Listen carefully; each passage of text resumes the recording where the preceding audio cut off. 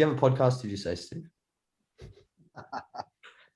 All right, let's get into some questions. Sam, this is you. Let's do it. Let's see it. I can't wait to ask Steve some of these questions. Oh, no. He has no idea what's coming at him. He's clenching his fist so hard under the table. He's going to be as red as my jumper in a minute. After me, I'm Maurice. already getting red. All right, here we go. So I'm going to direct a couple of these questions who are asked from the Education Portal subscribers or Instagram followers.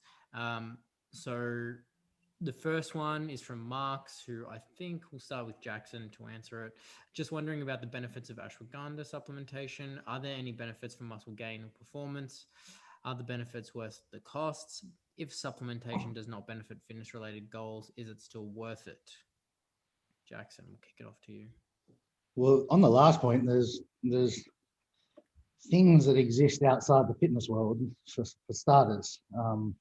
But so I've been using ashwagandha for, I think, 8 months now. Is it worth it from a cost perspective? Well, it's pretty damn cheap. Like I'm not talking a whole lot of money. If you're in the position where you're really sort of grasping for pennies, and if it's sort of is it ashwagandha or creatine, if you're sort of that strapped, then that's a different conversation. And I'd say that there's getting your creatine and your protein in check is going to be more beneficial to your physique orientated goals.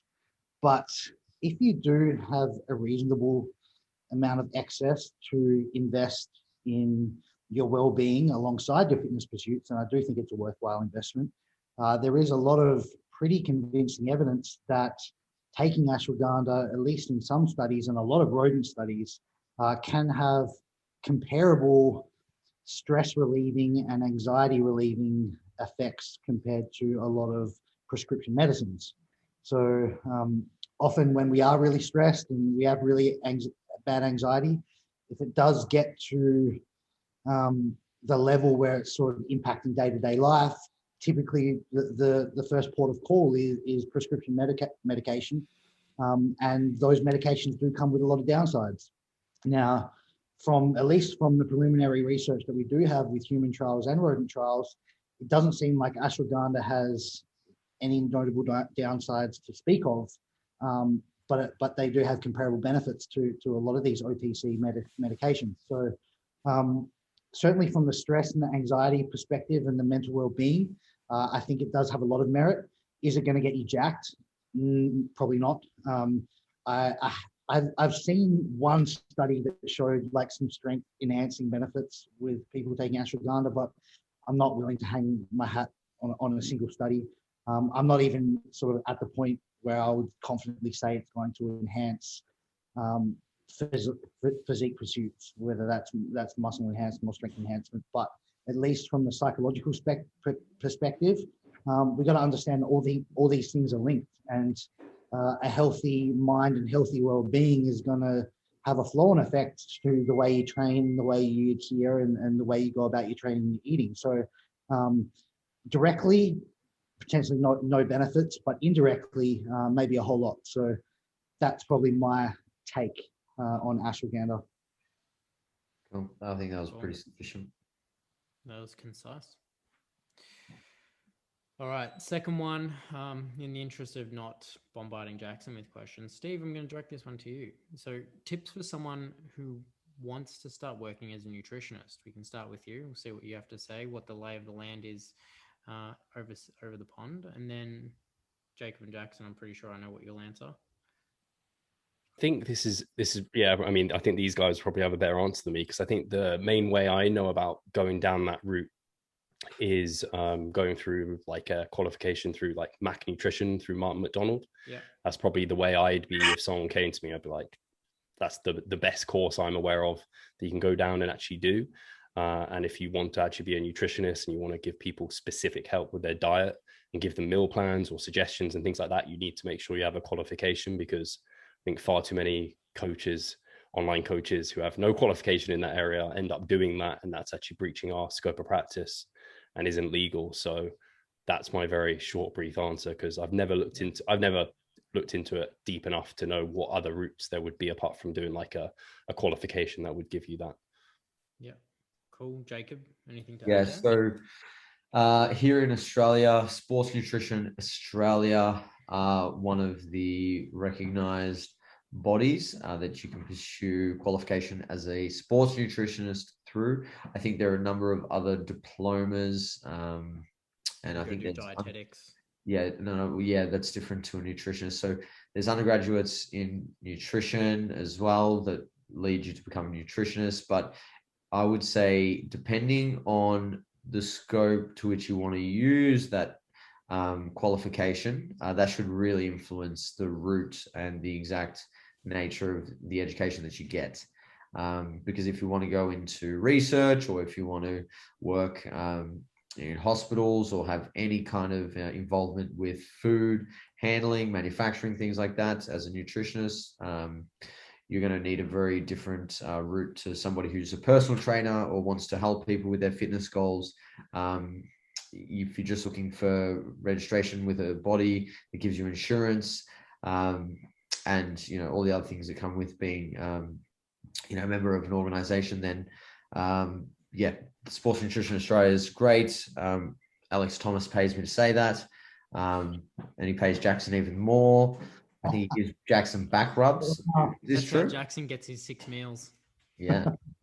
Isn't he with you in Bali? Didn't he fly over? Did you fly him over? He's He lives in the bathroom. He's in the bar. He's in the outdoor bathroom under the shower waiting for you. With the geckos. Jackson, anything you want to add to that? Yeah, like just quickly, my approach was pretty, I guess, just simple. Like I always valued knowledge much more than the credentials. So there's all these certifications and things like that, but they can be acquired without knowing your shit, which bothers me a little bit. So my approach when I knew that I wanted to be a nutritionist was I'm not going to get too bogged down in sort of getting this really, really impressive CV with a host of certifications and qualifications. I'm just going to learn as much shit as I can. So I did go down the university tertiary route, so I could basically master the fundamentals of exercise physiology and nutrition very early on. But I did a hell of a lot of reading outside of those university or what the minimum requirements were to pass, because I just wanted to make sure that when I was ready to work, that I felt fully equipped to deal with any scenario.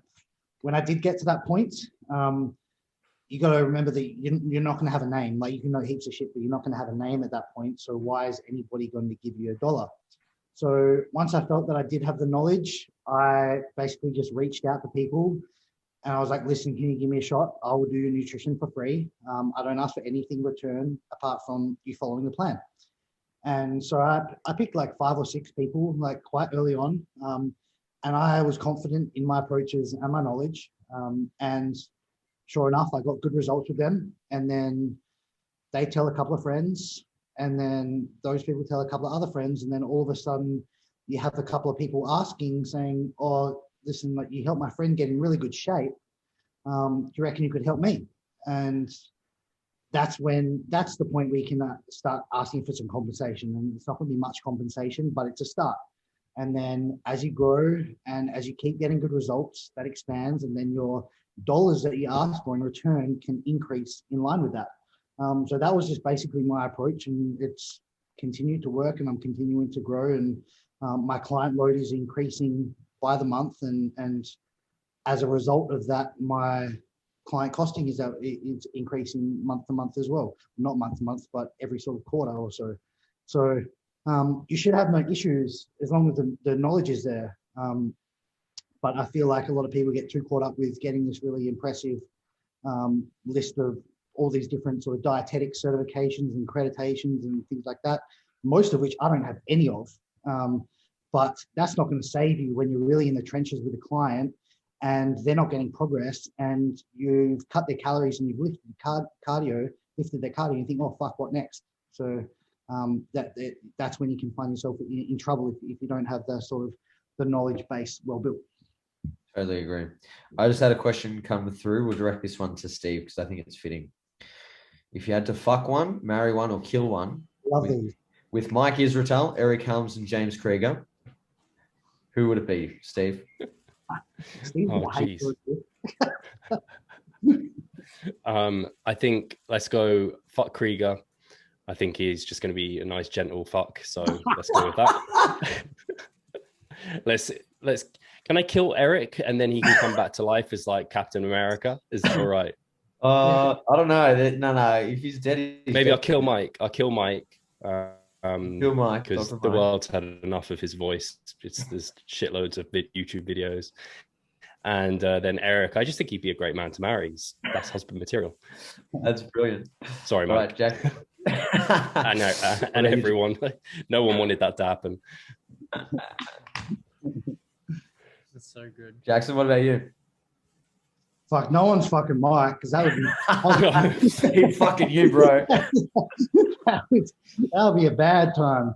I feel like James would be okay to fuck. Like, it's probably going to be like a nice like bit of cuddling afterwards, and like we can chat about Star Wars and things like that. It'd probably be like an alright bit of downtime afterwards. He'd be gentle, and I reckon I'd probably marry Mike, because when you're married, you don't fuck, from what I know. So I don't want to have to fuck him.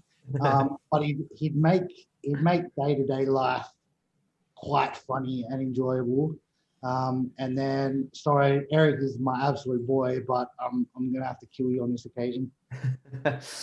I like your rationale there. I also like Steve's too. So I'm gonna go James for the fuck, for the reasons you guys have mentioned.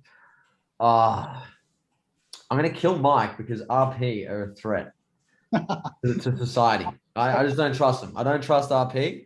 I don't trust you know, they're just too good at what they do. They've got to have some fucking cyborgs working for them or something. So I'd fucking kill Mike and I'd marry Eric. I reckon Eric would be fine to marry. He's very conscientious, very diplomatic, and it'd be all right. Sam, what about you? Well, see, I think that, you know, from what I see on Instagram, I reckon Mike seems to be like quite a good husband. Oh yeah, he does too, actually. Yeah, see, I thought that. He's a good dude. Like Crystal, you know, she's locked him down. So probably start lock down Mike, obviously. Then you have to deal with Crystal though. She's not going to be happy. No, that's cool. We That's get even better. We're good. And then who do you? Yeah, I suppose. Like I think James Krieger I'd have to kill. Just to buck the trend a little bit here. I think only because Eric probably knows what he's doing. They're the vibes I get, and I think, you know, once you've married Mike and fucked Eric, what else is there? Sorry, James. You know, you've obviously accomplished everything in life by that point, which will take us on to our, you know, speaking of marriage and partners here, and fucking and everything in between. The next question was advice for. It says men, but we're going to say advice for partners supporting a partner through a contest prep. Kayla didn't ask that question, but it's probably beneficial. Any advice, Steve, while you're in your prep now? So is this You're directing the advice to a partner of someone who is in a contest prep? Yeah, interesting. So I've never been in that position because my girlfriend is probably the furthest thing away from competing that there is. So I'll never have to support like a partner in that sense. But if I'm thinking about it, what could they do to help support me? I kind of hate that perspective for myself, because I always think about I should be the one that's kind of like supporting them in a way, or be putting that pressure on. Cook your toast in the kitchen, right? Yeah. What they need to do is basically be your personal chef, have a whip in hand for you on the treadmill, and then you're gold pretty much, and have no pressure on you. You can do what you want. You can be the selfish fuck that you need to be during a contest prep. I think he's got it made in Indonesia with you. He's got it made. You can literally give him a whip and bring you food. I'll be married before the year's out. I think mostly just ask. I don't know. It's a challenging one. I would say just like talk to them about the process a little bit, so that you have an awareness of how they're doing, and you can kind of gauge a little bit based off that, because there are going to be times where they're not themselves. I think when we're all underfed for an extended period of time and super lean, our personality shifts a little bit, and just prepare yourself for that. So maybe just asking them kind of what you can expect as a partner whilst they go through the process. So you just have some expectations. I don't think there should be anything that you have to do on your end because they're choosing to be that way and go through that process. It's a selfish endeavor that we all do. So in any case, we should be helping like to make them feel like they don't have to support us in such a way. But I think just on their behalf, if they have an understanding and awareness of what this person they love is going through and it's something they love and enjoy, then I think that will set you up quite nicely. Yeah. No, I think that's it's been a topic in our household lately. Is just, I think clarifying expectations from the outset, making sure that, it's like they at least understand why you're doing it and what to expect along the journey. And then, I think, open communication is going to be the ticket there. I think Steve's answer is pretty concise there. Anyway, we'll move on to the next question. If you haven't gone through a prep, if you haven't dated someone going through a prep, understand that they're probably not going to want to bang you every day like they did a few months back.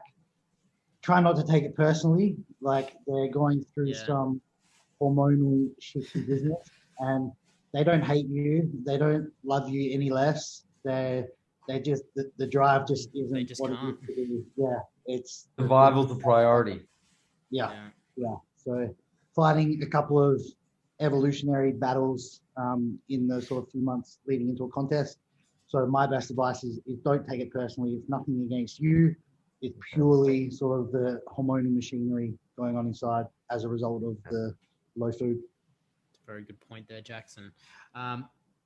Another one that I'm going to direct to you, Steve, is, so this is actually from someone in Melbourne, but I think you'll be able to cover it quite well, given your last couple of weeks. So advice on getting steps in when you're locked down, no treadmill, it's winter and wet. It's like, so basically you're just unable to get outside for whatever reason to do your steps. Go for it. So I'd first of all just remember that your steps, like I would equate for most people, like 2,500 steps are probably like 100 calories. So it's not like your steps are huge in terms of expenditure. So if you're dropping 5,000 steps, well, that's 200 calories or so that you're now dropping, which isn't a huge amount. So you can like, don't stress yourself about having to fucking walk on the spot and walk around your little flat a shitload and like just going crazy for a few hundred calories. So if you can just help yourself and be like, okay, I'm going to do, I don't know, 25% less steps, I'm going to reduce my calories to compensate a little bit for that, then I think that will go a long way and you'll probably feel better for doing that than having to try and keep this elevated step count. I have looked into treadmills. You can get little treadmills for like, I don't know what it would be in Australian dollars, but they're like 350 quid. So it wasn't crazy expensive. I would have got one if it wasn't just this week that I'd be using it. I just wouldn't use it past this week. Otherwise, there's like no doubt in my mind I would have picked one up because it just makes life so easy that you can just walk on this treadmill and watch TV. But just take breaks. So you could every like couple of hours walk like a lap around the flat or the house or what have you to try and get some steps in. But mostly just like, don't kind of completely scare yourself into thinking you have to keep this massively elevated step count because you can compensate for a short period of time. And sure, I mean, the benefits of like energy flux and everything we spoke about there, in the short term, it's not a big deal to just compensate for a short period of time. So I mostly say that. Cool. Jackson, do you want another drink? No, it's too. Get the bell out. I actually don't have anything to add. I like the way that Steve answered that. The only reason I called out to you is because you picked up your shake. I was thinking about it. I was like, what are the chances of this falling on my head again? And the chances seemed higher, so I'm not going to take the risk. That would have been brilliant. We don't need a blooper reel. The whole thing is one. All right. Let's finish off with rapid fire. We're going to go around. Everyone's going to answer this. There's 6 questions here. Making good. I think a couple of them are pretty good, but we've got James Walsham kicking it off. Everyone else is anonymous or just an Instagram name. James Walsham, who has the largest neck? So we'll go around. Jacob. Jackson. Yeah, Jackson. Come on, Steve. Was this largest neck? Largest neck. Yeah, Jackson. Jackson. Who do you say? My neck is large. We know that. So let's do you snore, Jackson? Sorry? Do you snore? When I'm above sort of 105, I'll snore. Yeah. When I'm under 100, I'm fine. Good to go. That next size. Bring Jeff Nippert on. We can talk about neck training next time. Football. This is an interesting question. What country do you wish you were born in? Jackson's obviously Bali, so we can probably No, not just necessarily, skip man. you. Not necessarily. Japan. Yeah. Yeah, that's probably actually my answer. That's my I was answer. like, okay, we all say Japan. I I thought there was a, bandwagon, Jacob. I thought I've it was been, really- mate. Have you been? Yes, I have. he's I was there been. since, like, Did you go before or after me? after. It's not a Thank you competition. very We don't much. own You're old Japan. though. You're older than me. You're like 40. Just because I don't watch anime, you can't be throwing me into the I don't love Japan basket because I don't watch anime. All right, we all love Japan. Japan. Anime is Japan. Yeah, they're synonymous. All right. Steve, what about you, Steve? Where do you want to I'm live? trying to think. Can I get like where's a country that's in Dragon Ball Z? I'm trying to think of like a country. Yeah, just Namek Yeah, was get what I born on thought. Namek. That I've already was got the it. weighted apparel. I'm all good. Yeah, true. You're fitting in already. All right. Next, if you didn't work in the fitness industry, what would you do? Oh, All right, Jackson, what do you got? I Sorry, started. Steve. He said, "Oh, I started university studies doing veterinary science. So wow." if I Good didn't dog. discover my passion for like training and nutrition very early on, I think I'd be working with animals right now. You pretty much are working with animals anyway. Yeah, a few geckos, a couple of bats. Steve. Ideally, I wish I could say I'd be like a professional footballer because that was like my dream when I was growing up. Soccer? I didn't get soccer, so I didn't get far enough with that. I'd probably be unfortunately working just in London in the head office doing some merchandising because that's what I was doing before I got into the fitness industry and took the dive. Yeah. Very good. Jacob. I have no idea, but I would say the closest thing to what I would have potentially done outside of fitness would be law, because I only had 1 year of the law degree left. So I completed 3 out of 4. And my old man is a family lawyer as well. So that was a very likely path. Sam? Yeah. Pretty much the same as me, except he completed the degree. Consider we've got the red jumpers to match as well. I have the degree. It's downstairs gathering dust. I don't use it much. Probably law, but you know what? When I was like in high school, I wanted to be an architect, and I made a decision because I was like, architecture is like super competitive, and it's like just from a purely like financial stability standpoint, it's like going into law was a much more secure way to probably like secure a decent income. So then he fucked now- off the law. So now and we're obviously went into coaching fitness with his people and- brother, with his big brother. Secure decision making, Sam. So you can see how, best laid plans, right? Okay. If one food you could eat for the rest of your life for every meal. So I'm going to presume that it's not just like a single food item, but a meal. We'll say a dish. Not an ingredient. Yeah. Yeah, not an ingredient. I say sushi. Sushi. But that's too versatile. What type of sushi? What do you mean? It has to be a single, like a dish, like you want like cooked tuna sushi, and they're serving the same thing every day. Hold on. Yeah, because you can't have variety in your sushi. It's got to be the same thing. All right. Do you want me to answer, Jackson, while you think? Mine would be a double chicken pad thai from Green Bamboo, and Jackson knows what I'm about. Yeah, I know what that's about. I've been missing some GB. Jeez. Get plenty of that in Bali, though. I'm dieting. My food focus is high. I've got like all these options. Mine would be steak and chips. Oh, you're such a I Aussie considered bogan. that. You're such an Aussie bogan. Steve, You have you're a bogan little too. Jackson Coke on the side as well. I would. An espresso, what is it? A cappuccino martini to boot. I would have. All right, Sam. My food that I could eat every day would be a char siu pork ramen, extra pork, soft egg. Done. And Steve, what was your answer? I'm gonna go margarita, pizza, Not the not the drink. drink. Glad we made that distinction. It Margarita makes us pizza, have to do that. really? Steve- Like a Steve would margarita buy pizza. her. Sure. Yeah, that's an interesting one from a bodybuilder, I think. Just for something that's like just so high fat, high carb, like low Even bread? protein. I give up bodybuilding if that's all I can do. Mm. And it's eat pizza. You eat pizza and maintain your current level of conditioning. Margarita pizzas. Okay. Lots of cheese. Yeah. Yeah, Perfect blend interesting. of I don't whey and think casein. margaritas even a pizza. Favorite anime, TV, game, and why? It's one or the other.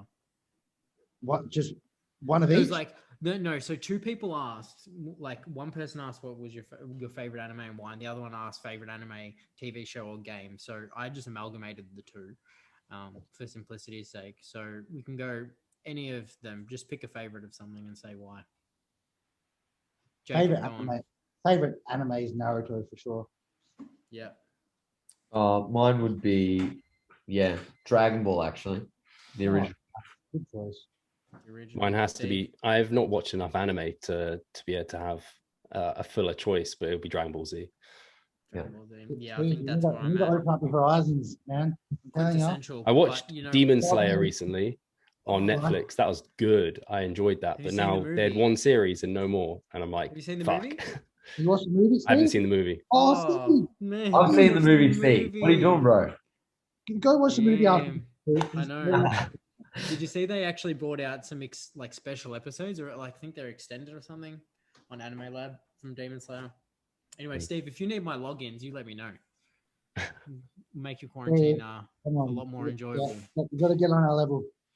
All right, and the last question. This was from Walsham again. I don't know how to interpret it, but I wrote it verbatim. Who's got the biggest body count? Why is James so concerned with who's got the biggest things? Very What, size. no, he's talking about body count, as in number of. Yeah, it's Number of kills. No. Yeah, I see, think he's that's talking, what I I think he's thought. talking about women. Oh right, yeah, okay, that makes 'Cause I that tells you I what was mine thinking, is. If he was saying 100% for sure. if he was saying deaths, Who's then for got sure more Danny people? Lennon. Yeah, Danny Levin would have a number of body counts in terms of victims killed. But Are we James talking is about girls or Victor or dead? girls. Well, no one's killed anyone. It's a silly question. It's Not that I know of. Anyway, Hey, Steve. Jacob's going to be the Just most. on by a long games. while. Sam and Steve are going to be fighting for the bottom because they've been in relationships for a long time. I'm be in the middle, so it's between Sam and Steve, the bottom position. Jacob's on another level up Look, top. I'm personally offended by that, Jackson. I'm personally offended by that too, Jackson. How dare I'm you? not. It's quite factual, I think. Not arguing it though. Huh? No, I am arguing. I'm offended and arguing. I think I don't like you. But you were in a long-term unofficial relationship, my friend. Call him out, Sam. Call him out. Yeah, I'm calling you out on that. I can't tell if you're frozen or shocked. He You weren't frozen. wasn't present. Long term for me is like a year. You're like It's a you're long long-term time. is You're like 5 years. 14. Huh? You've been sexually active for like a month. What do you mean? Before that, before the year. Have you been racking them up in Bali? Is that what this is? They don't count. They don't count. Bali Tinder goes off. Don't worry, Jacob knows all about it. I reckon that's about enough. Yeah, let's move on. Jackson, before we you can be incriminate second ourselves if that's further. how if it makes you feel better. All right, that was the How long last how long have you question. been with Taylor? Like 5 years? 5, 6 years? Kayla, how long have we been together? Like 2 months? Yeah, she's nodding. 2 months. Kayla's saying that we're going to brothels and stuff next week. So that count's going up, baby. Well, they're open here in Her. Melbourne. How's that? They opened. They're opened not open in brothels. Victoria. They're not open. the in gyms are Victoria. closed. They're not open. Not they're in not. Melbourne. No. Eh? Re- No, in regional. Victoria. Regional. Yeah, regional. Yeah, That's so perplexing. it's crazy. Yeah. All right. Safe. All right, that's it. Thank you guys for the chat. Thank you very Thank much you. for joining us, Steve. Really appreciate your time. I don't wishing you appreciate time, the- Steve. No, but Clearly. but I do. My appreciation is more valuable than Jacob's. It is. Yeah, so thank you for getting up probably no earlier than you otherwise would have. Best of luck with your prep. Looking forward to seeing what you Yeah, can wish me luck. I'm achieve. 100% for Monday. Gotta be. Nah, you'll be good, Otherwise, I bro. will go Okay. mad, and that won't be good for anyone. My body count will go up. All right. Thanks, guys. Appreciate it. Right. Cheers, guys. Days. Ciao. Yep.